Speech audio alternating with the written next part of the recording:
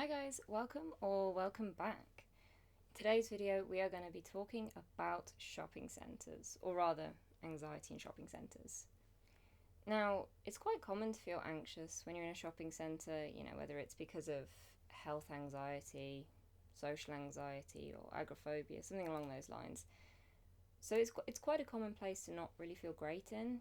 And today I just thought we'd go through some tips of how you can feel better and less anxious in a shopping centre. So let's get on into it. So firstly, why would we feel anxious in a shopping centre? Well, they are really crowded. They're usually really busy and you're kind of stuck inside a shopping centre, right? So if you suffer from agoraphobia, you're always looking for exits, and actually in a shopping centre, the exit to the outside world can actually be quite far away. And that can lead you to feeling trapped and confined, even though a shopping centre is usually massive. So it makes sense in that way to experience anxiety. And with social anxiety, there's people everywhere. You've got the people working there, the people shopping there, people just on a day out. And social anxiety is usually a fear of judgment. And that fear of judgment can really be escalated when there are so many people, because there could be loads of people judging you. Now, the likelihood is actually they're focused on their own lives and on what they're doing. But there is that feeling nonetheless of being judged and feeling very self-conscious. So it's normal for that to be escalated in a shopping centre. And finally, you've got health anxiety, and that's really common to experience actually in a shopping centre because, again, a lot of people means a lot of germs. So anyway, if you're a germaphobe, it can be quite anxiety provoking to be in a shopping centre. Everyone's touching everything, and it just, you notice more when people are coughing close to you, or people sneezing, or just the general cleanliness. You might worry about touching the handrail or picking up a shopping basket and that kind of thing. So again, it's understandable to really experience high levels of anxiety in a shopping centre. Now, how do we get over it? Well, firstly, you need to identify exactly why you're experiencing anxiety in a shopping centre.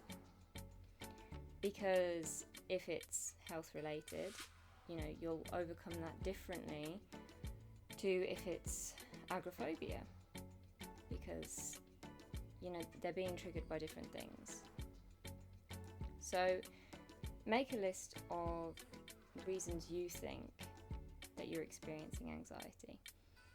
Is it because you're worried about touching something that somebody else has touched?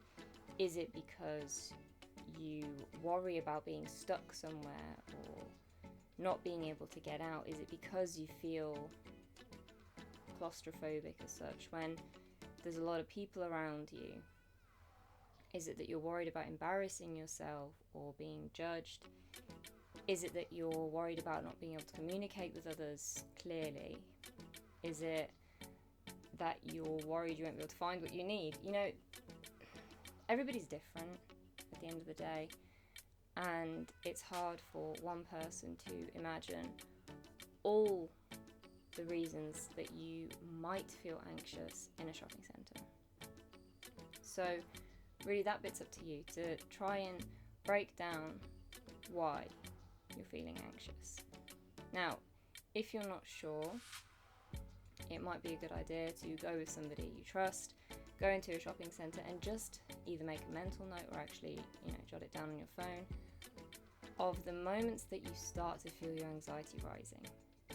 Because once you have a bunch of those notes, you might start to see common factors. Because it can be hard, you could say, well, I have social anxiety and just being around people is difficult. But then you might notice that, let's say if you're outdoors, but it's busy, that you don't feel as anxious. So then it's not just the people that's causing it, if that makes sense. So it is difficult sometimes to really identify the reasons or the triggers, but that's kind of a crucial first step in order to then make a plan of how you're going to overcome it. So the next step, naturally, is to make a plan. Now, it's very similar to an exposure plan, again, but obviously it's very confined or restrictive because it is one specific place. So the plan could be, for example, you will go into a shopping centre and that's it. That's step one. Then step two will be you'll go into the shopping centre and into one shop. And then it will be one shop and one cafe. And then you kind of progress like that, right? But never move on from one step to another until you can feel that your anxiety is manageable and you're almost relaxed. You know, depending on how severe your anxiety is in a situation, you might never really feel completely relaxed, but at least it should be manageable. You don't want to just say, okay, I walked into a shopping centre, I felt awful, but now I'm going to go into the shopping centre and into a shop. No, you want to be able to walk in there, almost not feel anything, walk back out, and then you go, okay, now I'm ready for the next step. Now, the reason that the triggers are important is because it will help you focus on which bits you should be tackling. So if it's hygiene, it could be something simple like having hand sanitizer with you. Or it could be, you know, some people prefer to wear gloves. Or you might just make sure you keep your distance from people. Little safety behaviours which usually are considered undesirable, but they can help you in certain moments. That you say, okay, well, I need to hold on to the railing, but it's okay because after I let go, I will sanitize my hands. And if you're not keen on using public toilets, then you can go to the toilet before you go. You don't have to actually go in a shopping centre. I mean, it really depends, right? And then if it's social anxiety, then you know that you'll try and go when it's quieter to start with, and then the next time you'll try and go when it's busier, and then eventually you'd want to have a go at going at the busiest time, so like Christmas shopping, you know? That's how you know that you've kind of achieved the impossible. It's important to just take your time with it as well.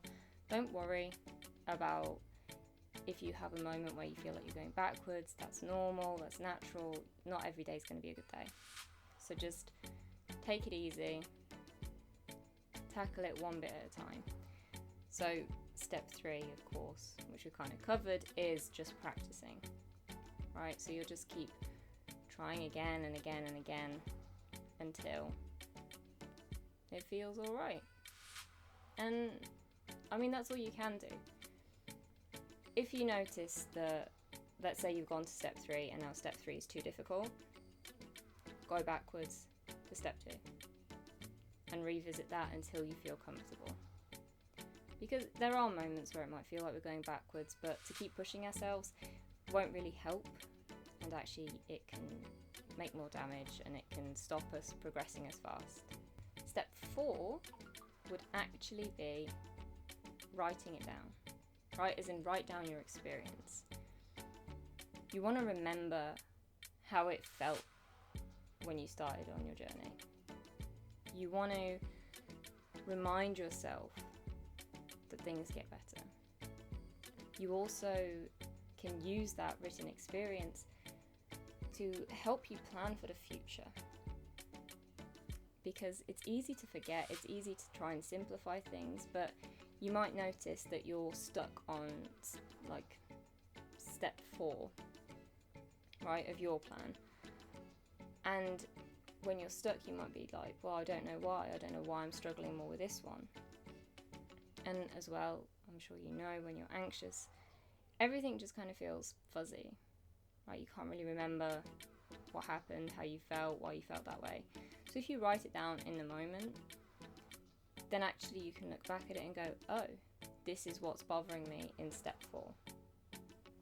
And once you have that, then you can either modify the plan slightly, add in an extra step, change it somehow so that you can practice it, overcome it, and then carry on with your original plan. So that's really why it's useful to write it down. So as well as just being a great motivational tool for you, it can actually really benefit you in your growing process, I guess, and overcoming it.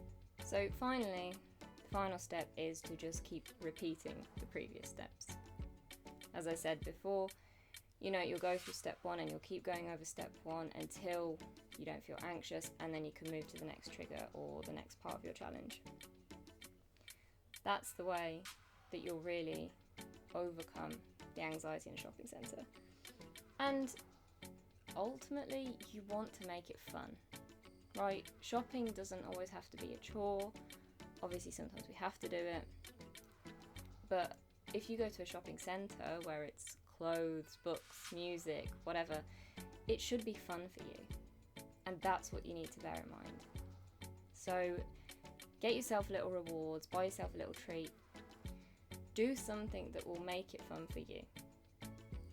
And it's a good idea to go with either a family member or a friend so that you have some level of support. Make sure your phone's charged if you need to call somebody.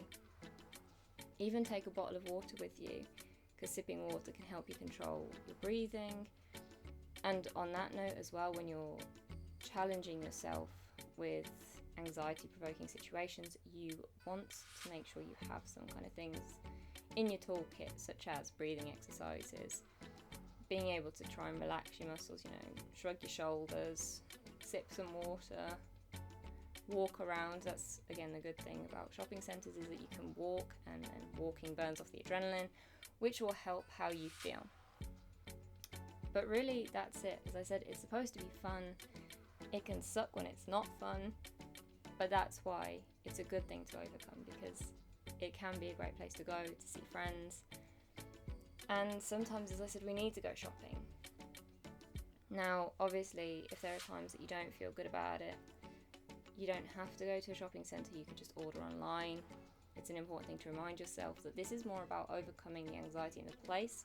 If there is something you need to get, don't rely on those steps to necessarily get that thing.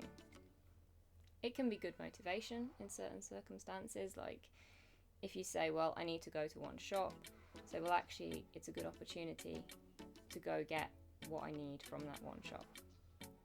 So really it depends on how you feel about it, and that's why it's best that you make the plan specifically for you. But these steps that I've given today are just as a basic guideline, really. So anyway, I hope you found this helpful. If you did, please drop a thumbs up. Don't forget to subscribe and leave a comment below on your experience with shopping centres. Do you struggle with anxiety? Why? What have you used to overcome it? And yeah, that's it. I'll see you next time.